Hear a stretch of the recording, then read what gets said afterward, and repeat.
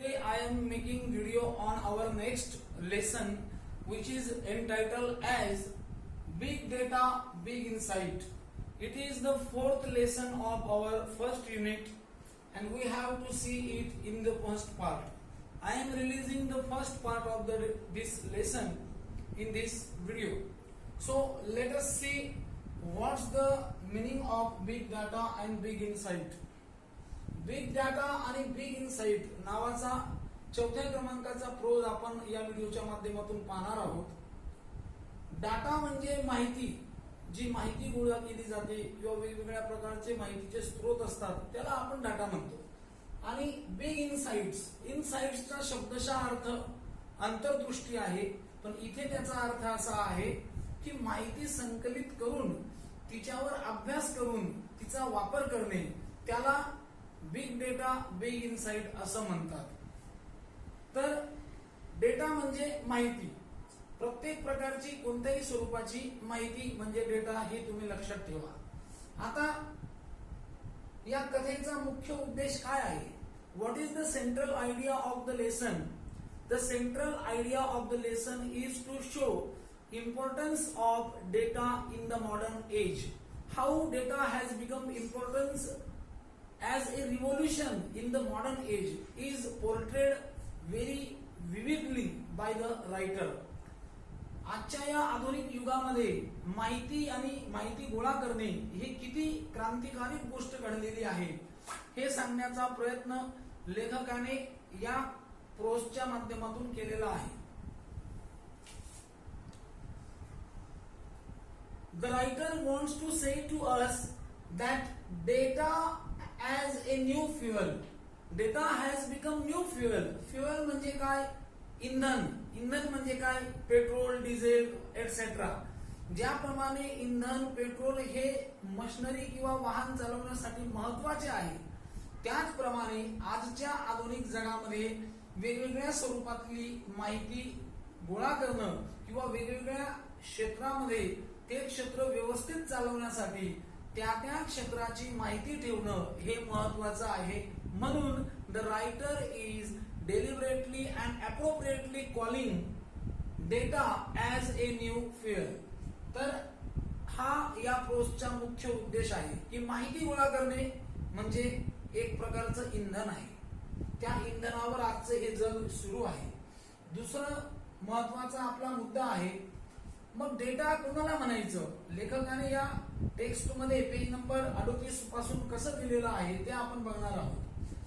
What is big data म्हणजे माहिती म्हणजे नेमकं काय, त्याचे उदाहरण मी तुम्हाला समजेल असं सांगण्याचा प्रयत्न करतो. आपण स्मार्टफोन वापरतो, त्याच्यामध्ये आपण फेसबुक वापरतो, युट्यूब वापरतो, वेगवेगळे ऍप्स वापरतो.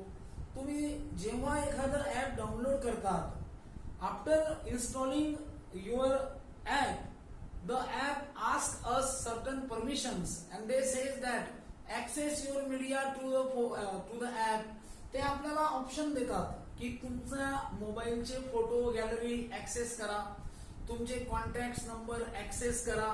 ऍक्सेसचं ऑप्शन येतं बघा, आणि मग ते आपण ऍक्सेस करतो. ते ऍक्सेसची परमिशन दिल्यानंतर काय होतं? Ultimately the entire information from our mobile is accessed and analysed by the company. संबंधित ऍप ज्या कंपनीचा आहे त्या कंपनीला आपल्या मोबाईलची सर्व माहिती त्या ठिकाणी मिळून जाते. म्हणजे ही एक प्रकारची ती माहिती गोळा केली जाते. जेव्हा तुम्ही फेसबुकवर एखादी पोस्ट लाईक करतात, तेव्हा तुम्ही लाईक केल्यानंतर तुम्हाला त्या संदर्भातली पोस्ट पुन्हा दाखवण्यात येते, कारण त्यांना हे कळतं की या पोस्टला लाईक करणारे लोक किती आहेत. आणि तुमचा एखादा म्युच्युअल फंड असेल त्याला सुद्धा ती रिक्वेस्ट दिसते. म्हणजे एक माहिती मिळवल्यानंतर त्या माहितीवर अभ्यास करून तिला पुन्हा दुसऱ्या कामासाठी वापरणे, अशा प्रकारच्या या सर्व कृतीला किंवा या प्रक्रियेला डेटा असं म्हणतात. पुढे लेखकाने आपल्याला या पाठामध्ये युजेस ऑफ बिग डाटा हा मुद्दा दिलेला आहे. म्हणजे हा जो डाटा असतो, ही जी माहिती असते, ही कोणकोणत्या क्षेत्रामध्ये वापरली जाते? तर सर्वप्रथम ती वापरली जाते लोकेशन अँड ट्रेसिंग. कशासाठी वापरली जाते? Location and tracing. लोकेशन म्हणजे स्थान. आपण मोबाईल जेव्हा वापरतो तेव्हा मोबाईल मध्ये सेटिंग असते बघा, आणि तिथे आपल्याला अनेक वेळा जेव्हा आपण ऑनलाईन पेमेंट करतो किंवा आपण आरोग्य सेतू ऍप डाउनलोड केलेला आहे, ते location turn on, please turn on your location for better experience असा ऑप्शन येतो. म्हणजे काय, तुम्ही ज्या लोकेशनला आहात ते लोकेशन तिकडे कळेल, कंपनीला कळेल की तुम्ही धानोऱ्यात आहात, जोगणी पाड्यात आहात का नंदुरबार मध्ये आहात. काही वेळेला आपलं नेटवर्क कमी येतं, आपण कंपनीला कॉल करतो आणि त्यांना सांगतो की माझं जिओचं नेटवर्क कमी चालत आहे, तेव्हा ते आपल्याला विचारतात की तुम्ही कुठे आहात, आणि तेव्हा ते आपल्याला म्हणतात तुमचं लोकेशन टर्न करा. काही वेळेला आपल्या मित्रांना आपण सांगतो तुला मला भेटायचं आहे नंदुरबार मध्ये, तेव्हा तो मित्र सांगतो मी नंदुरबार मध्ये नाही, मी तळोद्यात आहे. त्याला जर आपण त्याचं लोकेशन टर्न ऑन करायला लावलं तर आपल्याला कळतं. तर the first importance uses of the big data is tracing and locating. Tracing the location, location trace करण्यासाठी होतं. आपल्या मोबाईल मध्ये गुगल ऍप पण आहे, गुगल मॅप, ज्याच्या आधारे ते कळतं. त्याच्यानंतर जीपीएस ट्रेसिंग म्हणजे तेच की आपण कुठे आहोत, कुठून कुठे जात आहोत. आपल्याला एखाद्या गावाला जायचं असतं तर आपल्याला त्या गावाचा रस्ता माहित नसतो. जर आपण या साधनाचा वापर केला तर आपल्याला सांगतं की पुढे गेल्यानंतर एक हायवे आहे, उजव्या दिशेला जर तुम्ही गेलात तर तुम्हाला धानोऱ्याकडचा रस्ता लागेल, डाव्या हाताला जर गेले तर नटावतचा रस्ता लागेल, एटसेट्रा. तर बिग डेटा हा सर्वप्रथम लोकेशन ट्रेसिंग साठी वापरला जातो. दुसरा जो घटक आहे तो म्हणजे अंडरस्टँडिंग वेदर पॅटर्न्स. वेदर म्हणजे हवामान, म्हणजे हवामानाचं जे पॅटर्न आहे, जी पद्धत आहे, हवामानात होणारा जो बदल आहे तो ट्रेस करण्यासाठी या डेटाचा वापर केला जातो. आता आपल्याला माहिती आहे की मान्सून सुरू आहे.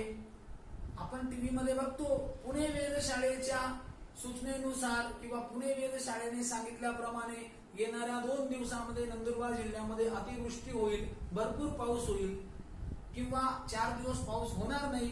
तर अशा ज्या घटना किंवा भाकीत सांगितलं जातं ते देखील बिग डेटाच्या माध्यमातून सांगितलं जातं.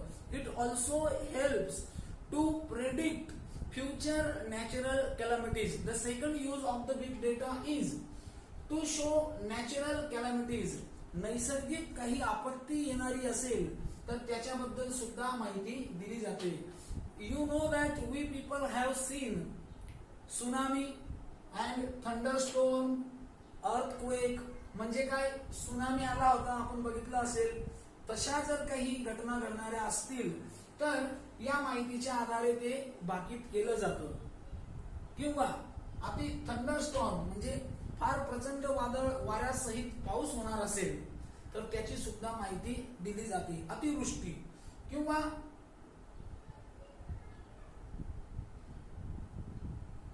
या अशा प्रकारची माहिती याच्यातून सांगितली जाते. जसं तापीकाठचे काही गावं आहेत, जर आपल्याला या माहितीच्या आधारे असं कळलं की येत्या 2 दिवसात भरपूर पाऊस होणार आहे आणि महापूर येऊ शकतो, तर आपण सतर्कतेचा इशारा त्या लोकांना देतो की तुम्ही आपले घर सोडून सुरक्षित ठिकाणी स्थलांतर व्हावं.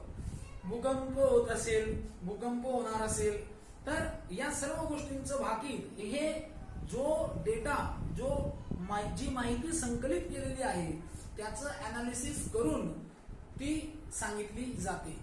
तिसरा जो महत्वाचा घटक आहे तो आहे health care industry. Health care industry म्हणजे काय, today in the modern age people have almost become health conscious. आजच्या जगामध्ये प्रत्येक व्यक्ती हा हेल्थ कॉन्शियस झालेला आहे, स्वतःच्या तब्येतीची काळजी तो घेणारा बनलेला आहे. आणि म्हणून प्रत्येक वेळेला व्यक्ती डॉक्टरकडे जाईल असं नाही, तर आपलं राहणीमान कसं असावं, आपलं ब्लड प्रेशर कसं असावं, आपली शुगर लेवल कशी असावी, आपले हार्ट रेट कसे असतात, हे देखील हेल्थ ऍप्सच्या माध्यमातून आपल्याला कळतं. आणि तसे विविध प्रकारचे हेल्थ ऍप्स हे आपल्या प्ले स्टोअर मध्ये सुद्धा उपलब्ध होतात. आणि काही हेल्थ ऍप्स तर आहेच, पण स्मार्ट वॉचेस पण आहेत. स्मार्ट वॉचेस म्हणजे काय, अशा प्रकारची घड्याळ की जी परिधान केल्यानंतर तुम्ही एका दिवसामध्ये किती चालतात, एका दिवसामध्ये तुम्ही किती व्यायाम केला, तुमच्या हृदयाची गती काय आहे, तुमचं ब्लड प्रेशर किती आहे, हे ते हेल्थ वॉचच्या माध्यमातून आपल्याला कळतं. मग आता मुद्दा असा आहे, why these health apps are made and why such health smart watches are made? Because people who search about blood pressure on the Google, people who search about sugar on Google, their search is recorded, monitorized and analyzed, and after analyzing it the company create such equipments. अनेक लोक गुगलवर जातात आणि बघतात की what is the normal blood pressure range, what is the normal sugar level वगैरे वगैरे. काही लोक बघतात की मूळ व्याधीसाठी कोणतं औषध चांगलं आहे किंवा हृदयाची गतीचा वेग कसा असतो. ही माहिती किती लोकांनी सर्च केली असा एक सामूहिक डेटा काढला जातो, त्याच्यावर चिंतन केलं जातं आणि तशा प्रकारचे साहित्य साधनं हे बाजारात आणले जातात, विकले जातात आणि ज्या व्यक्तीने जी गोष्ट सर्च केली आहे त्याच्याशी रिलेटेड गोष्ट त्याला पुन्हा पुढच्या सेगमेंटमध्ये दिसायला सुरुवात होते. आणि हे सर्व होतं ते आपल्या माहितीच्या आधारे. पुढची महत्वाची गोष्ट आहे, क्षेत्र आहे बँकिंग, फायनान्स अँड ट्रेडिंग. बँकेमध्ये आणि आर्थिक व्यवहारांमध्ये तसंच ट्रेडिंग मध्ये या डेटाचा सुद्धा महत्वाचा वापर केला जातो. आता बँक जी असते, बँकेमध्ये ज्या व्यक्तीचं खातं आहे आणि त्या खात्याच्या माध्यमातून तो कसा व्यवहार करतो, त्याने एखाद्याकडनं कर्ज घेतलं आहे का, त्याने बँकेकडनं कर्ज घेतलं आहे का, तो वेळेवर ते भरतो का, त्याचा पगार किती आहे, त्याच्यावर कर्ज किती आहे, त्याची शेती आहे का, वगैरे वगैरे. हा सुद्धा एक प्रकारचा सर्व डेटा माहिती ही बँकेच्या रेकॉर्डला असते आणि ज्या व्यक्तीचा व्यवहार चांगला असेल त्याला बँक पुन्हा कर्ज देते. मग हे कशाच्या आधारावर दिलं जातं, आपल्या स्वतःच्या माहितीच्या आधारावर की जी बँकेने रेकॉर्ड करून ठेवलेली आहे. तुम्हाला वाटलं 2020 मध्ये की 2017 मध्ये मी 2000 रुपये काढले होते, पण मला आता आठवत नाही. तुम्ही स्टेटमेंट काढायला जाल, तुम्हाला तो डेटा तिथे अवेलेबल होईल. तर या डेटाचा वापर बँकिंग क्षेत्रामध्ये सुद्धा होतो. पुढचे क्षेत्र आहे स्पोर्ट्स. खेळाच्या क्षेत्रामध्ये सुद्धा याचं महत्वाचं साधन उपयोग केला जातो. कसा केला जातो, आता क्रिकेटचं उदाहरण द्यायचं ठरलं, समजा भारत पाकिस्तानची मॅच आहे आणि मॅच सामना अतिशय रंगतदार झालेला आहे, तेव्हा कॉमेंटेटर जो असतो तो म्हणतो की या ग्राउंडवर आतापर्यंत 20 मॅचेस झालेल्या आहेत आणि 20 मॅचेस मधून 15 मॅचेस भारत जिंकलेला आहे, 5च मॅच पाकिस्तान जिंकलेला आहे, म्हणून कदाचित आजचा सामना सुद्धा भारत जिंकेल. त्याने हे जे भाकीत केलं हे कशाच्या आधारावर केलं, जो आतापर्यंतचा डेटा होता या दोन्ही संघांच्या बाबतीतला त्याच्या आधारावर केलं. किंवा काही वेळेला 5 ओव्हरमध्ये 100 रन बाकी असतात आणि जवळपास सर्व प्लेयर्स आउट होऊन गेलेले असतात आणि एकीकडे फक्त धोनी असेल, तरी कॉमेंटेटर कदाचित सांगतो की धोनी जोपर्यंत आहे तोपर्यंत मॅच जिंकू शकतात. का? Because data analysers have already saved the former innings of MS Dhoni. धोनीच्या मागच्या काही इनिंग्स ऑलरेडी रेकॉर्ड झालेल्या असतात आणि त्याच्या आधारे हे कळतं की या प्लेयर्स मध्ये ही क्षमता आहे की कमी बॉल्स मध्ये हा प्लेयर्स जास्त रन मारू शकतो. सांगायचं तात्पर्य स्पोर्ट्स मध्ये सुद्धा हे असं केलं जातं. काही वेळेला WWF आपण बघतो, रोमन रेन्सची डॉल्फ झिगलर सोबत फाईट असेल तर डेटा काय म्हणतो की आजपर्यंतच्या अनेक मॅचेस मध्ये रोमन रेन्स हा डॉल्फ झिगलर पेक्षा श्रेष्ठ ठरलेला आहे. तर तुमच्या माझ्यासारखा पाहणारा व्यक्ती सुद्धा सांगू शकतो की आजची मॅच सुद्धा कदाचित रोमन रेन्स जिंकेल. म्हणजे टेनिस असेल, हॉकी असेल, कोणताही प्रकारचा स्पोर्ट असेल, या खेळाडूंच्या माहितीच्या आधारावर तिथे सुद्धा भाकीत केलं जातं आणि या डेटाचा तिथे वापर केला जातो. पुढचं महत्वाचे क्षेत्र आहे ऍडव्हर्टायझिंग. प्रचंड प्रमाणामध्ये डेटाचा वापर जर आज कुठे होत असेल तर that is the only field of advertising. आज प्रत्येक गोष्टीची ऍडव्हर्टाइजमेंट आहे.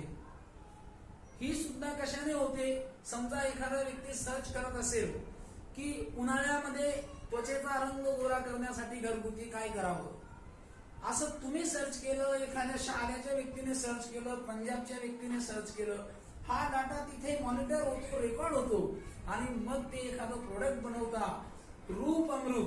रूप अमृत लगाइए और अपनी त्वचा निखारिए अशी जाहिरात ते बरोबर त्याच लोकांना दाखवतात की ज्यांनी हा डाटा सर्च केलेला असतो आणि त्याचा जाहिरात म्हणून ते वापर करतात. दुसरी गोष्ट, युजर्सच्या बिहेवियर ते असतं. तुम्ही मोबाईल मध्ये काय सर्च करतात, काय बघतात, तेच तुम्हाला वारंवार जाहिरातीच्या स्वरूपात दाखवलं जातं. आता तुम्ही 12वीचे विद्यार्थी आहात, तुम्ही 12वी इंग्रजीच्या सिलेबस बद्दल जर युट्यूबला गेले, गुगलला गेले आणि पुन्हा दाखवलं तर तुम्हाला आपोआपच लिंक येतील की 12वीच्या या शिक्षकाने आता नवीन व्हिडिओ बनवलेला आहे वगैरे वगैरे. तर ऍडव्हर्टाईज साठी ते केलं जातं.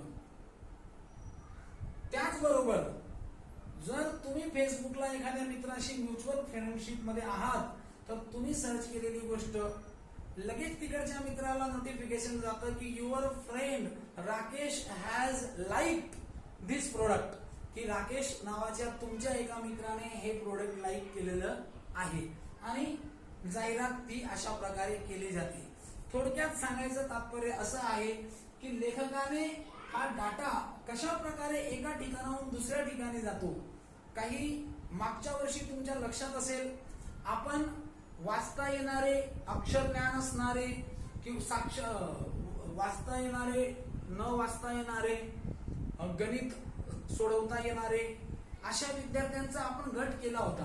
कारण ती माहिती प्रकल्पाने मागवली होती आणि प्रकल्पाला ती माहिती आयुक्तालयाने मागवली होती. मग जोगणीपाड्याच्या शाळेतून आपण माहिती दिली, एखाद्याने लोईच्या शाळेतून दिली, असं नंदुरबार प्रकल्पाअंतर्गत जितक्याही शाळा आहे सर्वांनी ती माहिती दिली. मग वेगळ्या प्रकल्पातून माहिती दिली आणि ही सर्व माहिती संकलित केल्यानंतर एक आकडा निघतो की इतके प्रमाणात विद्यार्थ्यांना वाचता येतं, वाचता येत नाही. अशा प्रकारे सर्वेक्षण केलं जातं आणि या डाटाचं अनालाइज केलं जातं. आजच्या व्हिडिओमध्ये आपण बघितलं की कशा प्रकारे डेटा हा या साधारणतः 6 क्षेत्रांमध्ये केला जातो. व्हिडिओ सेंड करायला अडचण असल्या कारणामुळे या पहिल्या पार्ट मध्ये आपण इथपर्यंतच थांबू. हे 6 मुद्दे कसे आहेत किंवा कशा प्रकारे डेटा इथे वापरला जातो, डेटा म्हणजे काय, हे मी तुम्हाला या व्हिडिओ मधून सांगण्याचा प्रयत्न केला. बिग डेटा बिग इनसाइट वर पार्ट 2 व्हिडिओ मी लवकरच अपलोड करतो. तोपर्यंत गुड बाय. याच्यावर तुम्ही चिंतन करा आणि अभ्यास करा. धन्यवाद. Welcome back you dear students in the second part of our lesson Big Data Big Insights. In the first part we have seen the various uses of big data in the various sectors. In this video we have to see the other sectors where big data is cleverly used. आपण पहिल्या part मध्ये big data कुठे कुठे वापरला जातो, कोणत्या क्षेत्रांमध्ये वापरला जातो हे बघितलं. या व्हिडिओमध्ये आपण आता राहिलेल्या 2 क्षेत्रांमध्ये तो कसा वापरला जातो ते पाहणार आहोत. तर मग the next sector of big data is entertainment and media. Entertainment and media is a very well known sector and you are well acquainted with it. तुम्हाला माहिती असेल की एंटरटेनमेंट आणि मीडिया एक प्रसिद्ध असं क्षेत्र आज झालेलं आहे आणि आपल्या सर्वांना माहिती आहे. Big changes have been taken place in the field of media and entertainment. मीडियाच्या म्हणजे करमणुकीच्या या क्षेत्रामध्ये फार मोठ्या प्रमाणामध्ये क्रांती किंवा बदल झालेले आहेत. We have seen that how mobile has replaced TV. मोबाईलने कशा प्रकारे टीव्हीला रिप्लेस केलेला आहे. Once upon a time some people felt proud for having TV at their houses. काही लोकांना जुन्या काळामध्ये आपल्या घरी टीव्ही असणं म्हणजे एक स्वाभिमानाची गोष्ट वाटायची. मात्र आता ती टीव्ही दुर्लभ झाली आणि मोबाईलच्या रूपामध्ये सर्वांकडे एंटरटेनमेंट आणि मीडिया सर्वांच्या हाती आली. आता या क्षेत्रात काय केलं जातं, या क्षेत्रामध्ये केलं जातं it targets right people with right content. लोकांना कोणत्या प्रकारची माहिती आवडते, कोणत्या प्रकारची करमणूक आवडते, कोणत्या प्रकारची सिरियल आवडते, कोणत्या प्रकारच्या गोष्टी त्यांना करमणुकीसाठी आवडतात, याचा एक सर्वे केला जातो, याचा एक डाटा अनालिसिस केला जातो आणि तीच गोष्ट पुन्हा त्या कस्टमरला मीडियाच्या माध्यमातून दिली जाते. So the vital role of data is seen in the field of entertainment and media. Take for another example, we see YouTube. आपण यूट्यूब बघतो. When you begin to see a particular video on YouTube, you don't easily find out the related video. You are offered and you are shown various others videos relating to the content you are searching for.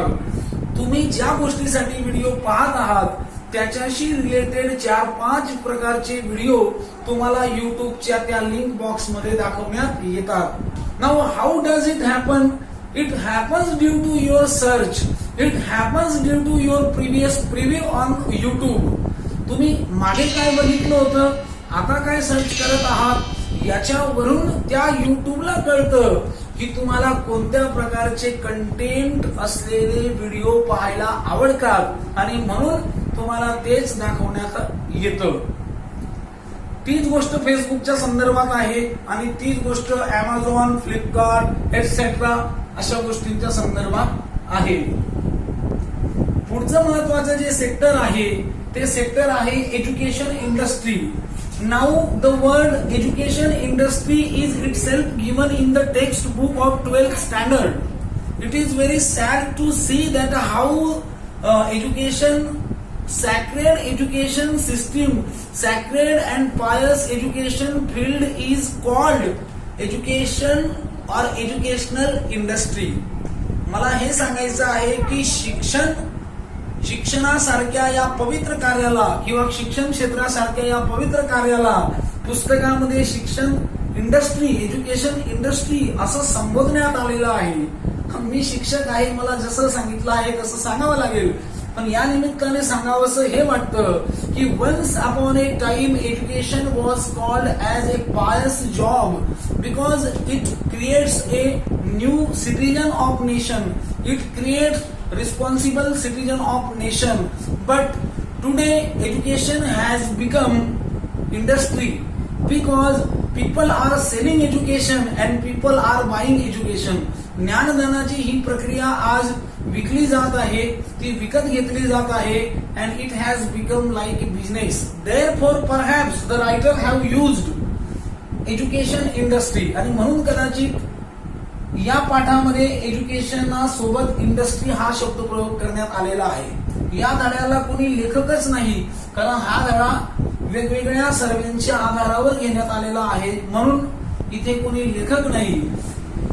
म्हणूनच कदाचित सर्वेच्या आधारावरून लोकांना देखील हे कळलं असेल की education now has become industry. Okay, that is not our matter to discuss. तर how does it work in the field of education?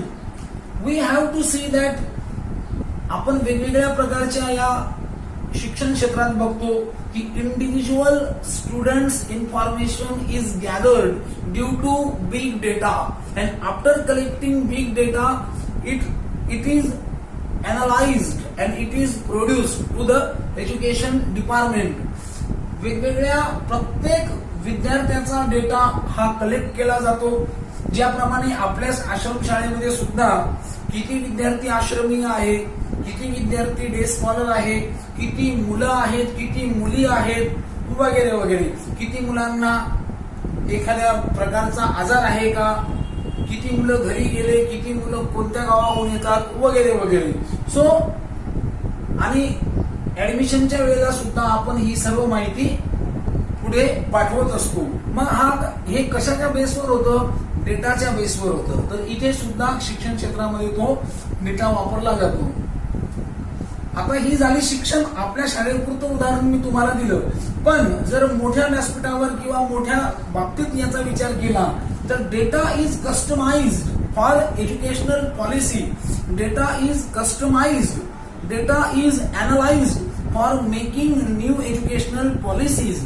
म्हणजे काय की हा डेटा कलेक्ट केला जातो वेगवेगळ्या प्रकारचे शैक्षणिक धोरण ठरवण्यासाठी या डेटाचा अभ्यास केला जातो आणि नवीन शैक्षणिक धोरण सुद्धा ठरत असतात. उदाहरणार्थ आपण एखाद्या दुकानात गेलो आणि तिथं आपण एक एल आकाराचा म्हणजे मोठ्या साईजचा शर्ट घेतला आणि तो शर्ट घेतल्यानंतर त्याला कस्टमाइज केला म्हणजे काय, त्याला अशा प्रकारातला केला की जेणेकरून इयत्ता 11वीला असलेल्या 40 मुलांना तो शर्ट बरोबर येईल किंवा प्रत्येकाला तो थोड्याफार कमी अधिक प्रमाणामध्ये सारखा बसेल, याला म्हणतात कस्टमाइज करणे.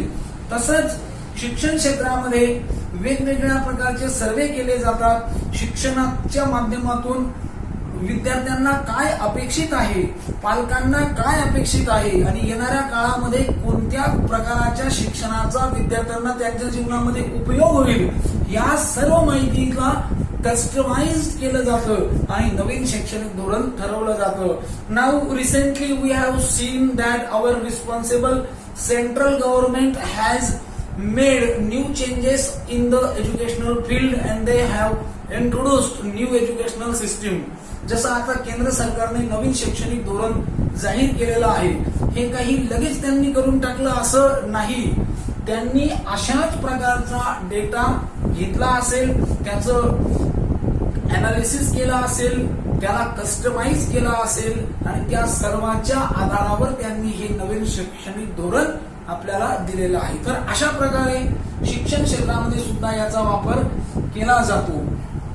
तर विद्यार्थी मित्रांनो, अशा प्रकारे आपण या बिग डेटा बिग इनसाइट या पाठामध्ये आतापर्यंत बघितलं की ऍडव्हर्टायझिंग फील्डमध्ये, एंटरटेनमेंट फील्डमध्ये, एज्युकेशन फील्डमध्ये, बँकिंग फील्डमध्ये, फायनान्शियल फील्डमध्ये कशा प्रकारे या डेटाचा वापर केला जातो.